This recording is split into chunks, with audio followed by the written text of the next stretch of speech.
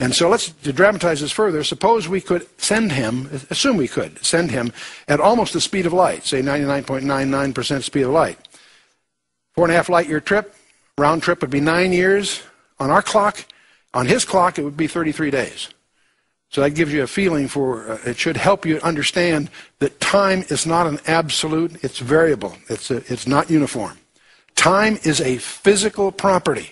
It varies with mass, acceleration, and gravity, among other things. And this is an insight that is profoundly useful as we approach some of the subjects we're going to talk about in this study. You and I, we now know, exist in more than 3. In fact, the experts tell us we live in 10 dimensions, more than 3. See, all of us think of time as being linear.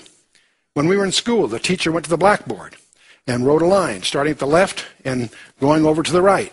And the left end of the line was the birth of a famous person, the founding of an empire, what have you. And the right end of that line would be the death of that person or the fall of that empire. All of us have made timelines in school. Well, because of that background, it's natural for us when we encounter the concept of eternity, we tend to jump to the conclusion that it's sort of like a line that starts at infinity on the left and goes to infinity on the right. In other words, we think of eternity as having lots of time. Well, that's good poetry. It makes a nice verse in Amazing Grace, the 4th verse and what have you. But it's bad physics. Because, let me ask you a question. Is God subject to the restrictions of mass or acceleration or gravity? Hardly. He is not simply somebody with lots of time, as we tend to imagine eternity, but he is outside dimensionality of time altogether. And that is his uniqueness, and he uses that to authenticate his messages to you. That's what Isaiah means when he says, "Thus saith the high and lofty one that inhabiteth eternity." Since God has the technology to create us, he certainly has the technology to get a message to us. The challenge is, how does he authenticate his message? How does he let us know that the message is really from him and not some kind of contrivance or a fraud of some kind? Well, one of the ways he authenticates it, there's several ways. One of the ways, he declares the end from the beginning, and from ancient times the things that are not yet done. In other words, he writes history before it happens. We call that prophecy. Many people ask me, "Chuck, what's your profession?" I say, "I'm a history teacher. I teach history in advance." And of course, I'm being only a little bit facetious there. The geometry of eternity, if I take this line that we have on the screen here, and if I bring it out to you in 3 dimensions. Imagine this curved line is coming out at you from the screen. It's a line. And we are at a point in this line that we'll call the present. Behind us is the past. Ahead of us is the future. For us, life is a sequence of events. And we can move forward and look back. We can't look forward or move back, but that's a whole other discussion for another time. For someone who is outside the dimension of that linear length of time, say an eternity, that person that's outside that line can see the past, the present, and the future simultaneously. Let me give you an analogy. Suppose you're watching a parade, the Rose Parade at the first of the year or whatever your hometown might have. For you, as you're sitting on the curb, around the corner comes the marching units, the bands, the floats, the whatevers. For you, the parade is a sequence. They come around the corner, they go by you, and they go around the next corner. So that's like life is. It's a sequence. But for someone who's not in the plane of that parade's existence, say in a helicopter above the parade, they can see the staging area where all the floats are getting prepared, ready to start. They can see the whole parade route, and they can also see the other end where they disband. They can see the beginning and the end simultaneously. A clumsy analogy, but it gets the idea across, I think. My favorite quote from Dr. Einstein says, "People like us who believe in physics know that the distinction between the past, the present, and the future is only a stubbornly persistent illusion." And indeed it is. So the point I want to get across with all this is important for you to really understand that the nature of time, it's a physical dimension, and it varies with mass, acceleration, and gravity. There's a footnote I'd like to add here a little bit about some architecture. I'm obviously using a computer here that consists of microcircuits and a memory and all kinds of hardwire, wires and resistors and all kinds of electronic parts.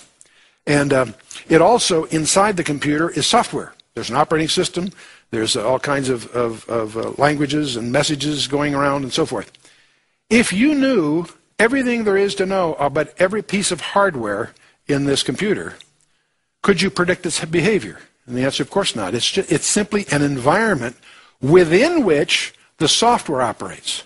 Its behavior, how it responds to things, is a function of the software that's in it. Now, let's talk a little bit about software. You see, the physical equipment is equivalent to like our physical bodies, our flesh, bones, our circulatory systems, and all of that. But that's all what I'll call hardware. Our real self, call it soul, spirit, mind, thoughts, whatever, we use those words pretty loosely. As I look out at the audience here, my frustration is I can't really see you. It's not because the lights are so bright. I can't see you because I can only see the temporary residences that you're in. The real you, as I say, call it soul, spirit, whatever, that's vocabulary, is software, not hardware. Now, here's the point. Let's talk a little bit about software. If I take a little diskette, you all have seen one of these little diskettes in our current computer age. If I take a blank cassette and put it on a postal scale, it will weigh about 7/10 of an ounce. But if I load that blank cassette, I've spent hundreds of dollars and loaded it with 1,000,000 bytes of software, and then put it on a postal scale. What will it weigh? 7/10 of an ounce. In other words, software has no mass. A light switch weighs the same whether it's on or off. It carries one bit of information. But a computer register is the same thing. The information in it doesn't have weight. It has no mass. In fact, I can even send it through the airwaves. The big thing today is wireless, because these messages do not require embodiment. They can exist on their own right. So software has no mass. Now, what does that mean? If time is a physical property and software has no mass, it has no time dimension. What that really means is the real you is eternal, whether you are saved or not. The issue is, where are you going to spend it? If you're perfect, you can spend it in the presence of our Creator. If you're not, He has other plans. So we need to understand that. I want to talk also a little bit more about hyperspaces. That's just a fancy word mathematicians use for spaces of more than 3 dimensions. And most of us have been brought up in school with what we call Euclidean geometry. But one of the most important lectures in mathematics was given on June 10th of 1854 when George Riemann invented a thing called metric tensors. It took 60 years until Einstein could use that mathematics to develop his 4-dimensional space-time that underlies the theory of relativity. Einstein went to his death frustrated because he couldn't resolve some other issues which, if he'd gone to another level up, they would have yielded. And Kaluza and Klein did that in 1953 by using more than 4 dimensions and reconciled light and supergravity in the field of physics. And in 1963, Yang and Mills, another duo, resolved electromagnetic and both the weak and strong nuclear forces by recognizing the additional dimensions. And since about 1984 onwards, people in that deal in these things are now exploring the apparent reality of superstrings. That we begin to understand we live in 10 dimensions. And I always find that rather interesting because there's an ancient Hebrew sage by the name of Nachmanides who wrote in the 12th century. Nachmanides, by simply studying the Hebrew text of Genesis chapter 1, concluded that the universe has 10 dimensions. In his vocabulary, only 4 were knowable. The other 6 were, in his terms, not knowable. I find that rather interesting because we've spent millions of dollars on atomic accelerators that have caused particle physicists to conclude that we live in 10 dimensions. 4 are directly measurable, the 3 spatial dimensions we know in time. 6 are curled in less than 10 to the minus 33 centimeters, and thus are inferable by only indirect means.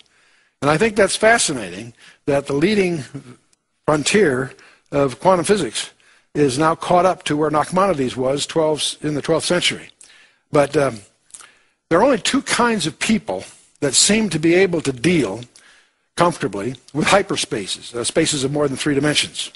And that's mathematicians with special training and small children.